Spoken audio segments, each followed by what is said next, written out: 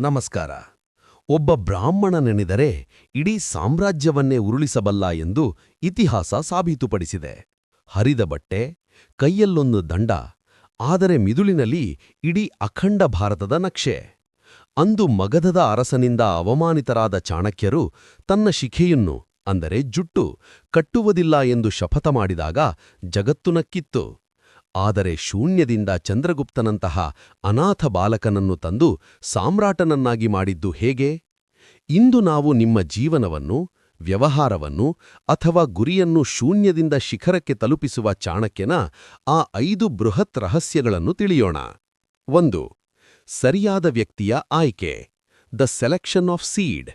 ಯಾವುದೇ ದೊಡ್ಡ ಕಟ್ಟಡಕ್ಕೆ ಬಲಿಷ್ಠವಾದ ಅಡಿಪಾಯ ಬೇಕು. ಚಾಣಕ್ಯರು ಹೇಳುತ್ತಾರೆ, ಯೋಜನೆಗಿಂತ ಅದನ್ನು ಜಾರಿಗೆ ತರುವ ವ್ಯಕ್ತಿ ಮುಖ್ಯ. ಚಾಣಕ್ಯರು ಸೈನ್ಯವನ್ನಲ್ಲ, ಮೊದಲು ಚಂದ್ರಗುಪ್ತನನ್ನು ಸಿದ್ಧಪಡಿಸಿದರು. ನೀವು ದೊಡ್ಡದನ್ನು ಸಾಧಿಸಬೇಕೆಂದರೆ ನಿಮ್ಮ ತಂಡದಲ್ಲಿ ಯಾರಿದ್ದಾರೆ ಎನ್ನುವುದು ಮುಖ್ಯ. ಸ್ವಾರ್ಥಿಗಳನ್ನಲ್ಲ, ನಿಮ್ಮ ಗುರಿಯ ಮೇಲೆ ನಂಬಿಕೆಯಿರುವ ಶ್ರಮಜೀವಿಗಳನ್ನು ಆರಿಸಿ. ಸರಿಯಾದ ಮಣ್ಣಿನಲ್ಲಿ ಬಿತ್ತಿದ ಬೀಜ ಮಾತ್ರ ವೃಕ್ಷವಾಗಬಲ್ಲದು. 2.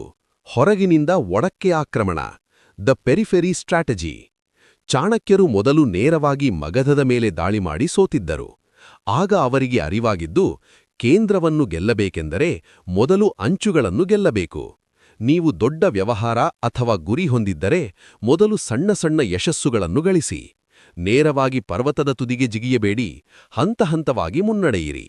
ಶತ್ರುವಿನ ಅಥವಾ ಮಾರುಕಟ್ಟೆಯ ದೌರ್ಬಲ್ಯವಿರುವ ಜಾಗದಿಂದ ಆರಂಭಿಸುವುದು ಚಾಣಕ್ಯನ ಅತಿದೊಡ್ಡ ಯುದ್ಧತಂತ್ರ. 3. ಆಂತರಿಕ ಗೂಢಚರ್ಯೆ. The intelligence web. ಚಾಣಕ್ಯರ ಪ್ರಕಾರ ಮಾಹಿತಿಯೇ ಅಧಿಕಾರ. ಚಾಣಕ್ಯರ ಗೂಢಚರರು ಭಿಕ್ಷುಕರಂತೆ, ಹಾವಾಡಿಗರಂತೆ ಶತ್ರುವಿನ ಅರಮನೆಯ ಒಳಗೆ ಇದ್ದಿದ್ದರು. ಇಂದಿನ ಜಗತ್ತಿನಲ್ಲಿ ಇದು ಡೇಟಾ ಮತ್ತು ಮಾರ್ಕೆಟ್ ರಿಸರ್ಚ್. ನಿಮ್ಮ ಸ್ಪರ್ಧಿ ಏನು ಮಾಡುತ್ತಿದ್ದಾನೆ, ಜನರ ಅವಶ್ಯಕತೆ ಏನು, ಇದು ತಿಳಿಯದಿದ್ದರೆ ನೀವು ಕುರುಡು ಯುದ್ಧ ಮಾಡಿದಂತೆ. ಎದುರಾಳಿಯ ನಡೆ ತಿಳಿಯುವವನೇ ಅಂತಿಮವಾಗಿ ವಿಜಯಶಾಲಿಯಾಗುತ್ತಾನೆ. 4. ವಿಷಕನ್ಯೆ ಮತ್ತು ರಾಜತಂತ್ರ. ಯುದ್ಧವನ್ನು ಕೇವಲ ಕತ್ತಿಯಿಂದಲ್ಲ, ಮಿದುಳಿನಿಂದ ಗೆಲ್ಲಬೇಕು.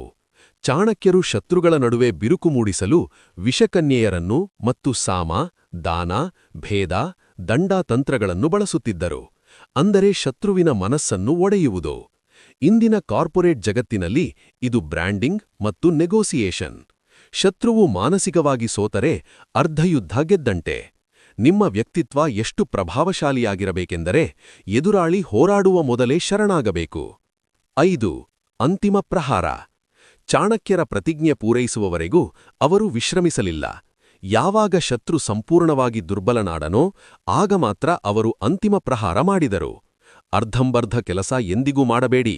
ಒಮ್ಮೆ ಕೈ ಹಾಕಿದ ಮೇಲೆ ಅದನ್ನು ಪೂರ್ಣಗೊಳಿಸಿ ಇತಿಹಾಸ ನಿರ್ಮಿಸಿಯೇ ಹೊರಬನ್ನಿ. ಚಾಣಕ್ಯನ ಈ ಛಲವೇ ಅಖಂಡ ಭಾರತವನ್ನು ಸೃಷ್ಟಿಸಿತು. ಇಂದು ನೀವು ಮಾಡುವ ನಿರ್ಧಾರ ನಿಮ್ಮ ವಂಶದ ಇತಿಹಾಸವನ್ನು ಬದಲಾಯಿಸಬಹುದು.